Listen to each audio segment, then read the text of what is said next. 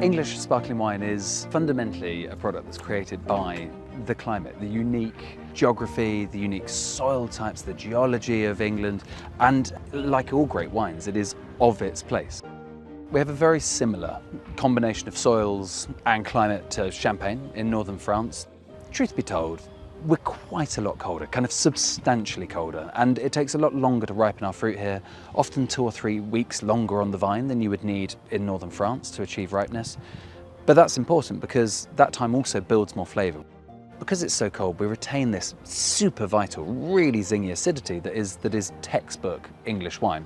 And that makes it such an attractive thing. It's why it always wins awards. They are electric and so full of energy. And Candover Brook is a great example of one of the best of those. I think what makes Candover Brook special are the values that sit behind the brand. The family business, the connection we have with our landscape and our communities and the value we give those. And our total obsession with the quality of what we're doing, not the quantity of wine we make. So we planted our first vines in 2012. We've called the wine Candover Brook because Candover Brook is the chalk stream that runs down our valley. Given that chalk is so important to the soil on which our vines grow, and given that chalk streams are an almost uniquely English habitat, we thought it was the perfect name.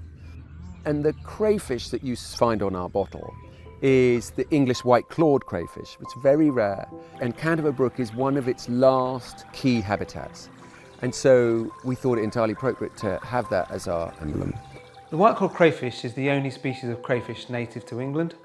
It's a really important species because it's an indicator of a good quality river or stream. However, since the 1970s and 80s, with the introduction of the signal crayfish from North America, we've seen a dramatic decline in our white clawed crayfish populations. We've been in discussion with Candover Brook wine for approximately 2 years, and the real difference that support they're now providing has given us is the ability to make connections with the community. White clawed crayfish are really susceptible to water quality. They need a really clean river. And one of the main risks to rivers is the associated land use. So it's really important that the adjacent landholders are being very careful in anything they're using in terms of their growing practices. And it gives us motivation to really double down on the way we are in our vineyard and the way we farm, because everything we do on the farm and the vineyard has a direct effect on the habitats, and especially the chalk streams. And so it's incumbent on us to be sensitive to that and be responsible. So sustainability is very much at the heart of what we do, both in the vineyard and in the farm that surrounds it. So for us, that starts with the soil. The thought that actually if you can farm in tune with nature, the resilience and yield springs from that. The less we do almost, the more nature can do for us. We're all aware of the way in which farming has changed in the last 50 years, and a lot of that change has been to the detriment of biodiversity and nature. So at Candover Brook, the relationship between the vines and the soil is absolutely key.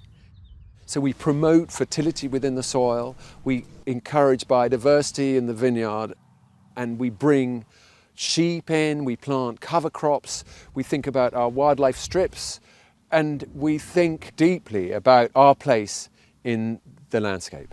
And actually the competition between the grasses and the cover crops and the vines is a really important aspect. We don't want the vines to have too easy a time.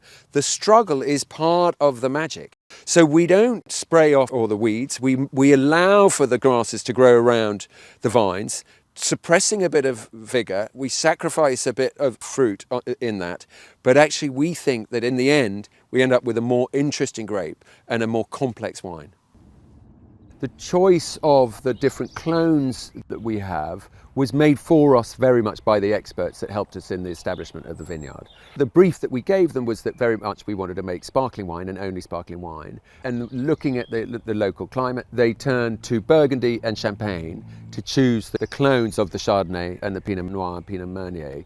One of the key characteristics of the clones that we've chosen is that they're not high yielding. Some of our neighbours per hectare are getting many more tons, but our feeling is that the quality that we're left with of those grapes are greater. And that reflects, I think, our brand is that we're not looking for great scale, for huge quantity, but we're absolutely obsessed with the quality of the product that we're putting together.